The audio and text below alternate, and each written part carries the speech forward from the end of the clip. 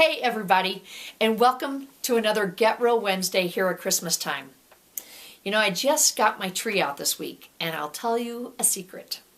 It is fake. It's an artificial tree, which, oh boy, it kind of cracks me up because I am a huge fan of what is real. But I'm learning that there are places for artificial in our lives, and for me, the tree is one of them. Another time is when I was going to have my third baby, and a friend of mine said, "Hey, Dale, you're so into real. I can't believe you always have an epidural. Why don't you try it the natural way?" I was like, "Oh yeah, great idea. You know what? I'll never do that again." I scared the heck out of the woman who was in the room next to me, and they kept asking me to be quiet because I was screaming so loud.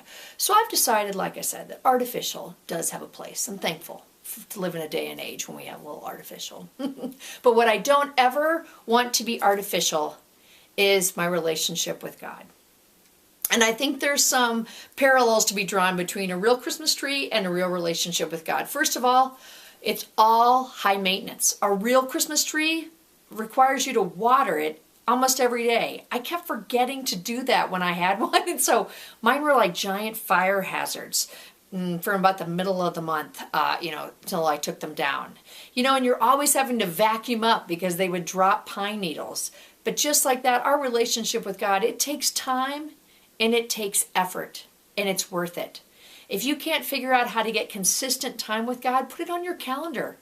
Make a plan. Go to bed earlier the night before so you can get up a little earlier. Or if you're a night owl, figure out how to be somewhere in your house and guard that time. The other thing about a real relationship with God is that it's fragile. Just as a tree will dry out if you don't water it, so will our relationship with God. You'll feel kind of distant from Him. You'll feel like you don't really hear from Him. Life becomes pretty like every day. It just doesn't feel like He's in there much. Or then you start working really hard trying to please Him, but He's not in it because that relationship is fragile, just like a tree. And finally, a real tree is messy. Like I said, those pine needles are everywhere. The other thing is you get a tree home and you realize, hey, it's lopsided, and you have to rebalance it. Or you're like, oh my gosh, it's got a giant gap in it. You turn it around to face the wall. Well, you know what? Life is like that with God too. He didn't expect us to be perfect. He knows we're not properly placed. He knows we're human. He didn't make us artificial. He made us with gaps, and He's here to fill those gaps. But there's a few ways that we are like a real Christmas tree, our relationship with God, that are beautiful. And the first one is just in looking at it. It is a gorgeous sight to behold. A real relationship with God is gorgeous because it is God-made. It is not man-made. The only reason we can have a relationship with God is because He came down to meet us. We don't ever have to work to meet Him. We just have to be available. He did all the work. A relationship with God is God-made. And finally, a relationship with God, just like a Christmas tree, a real one, it smells really good.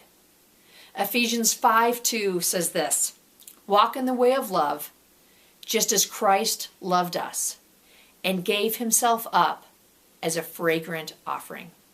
I hope your Christmas smells really, really good.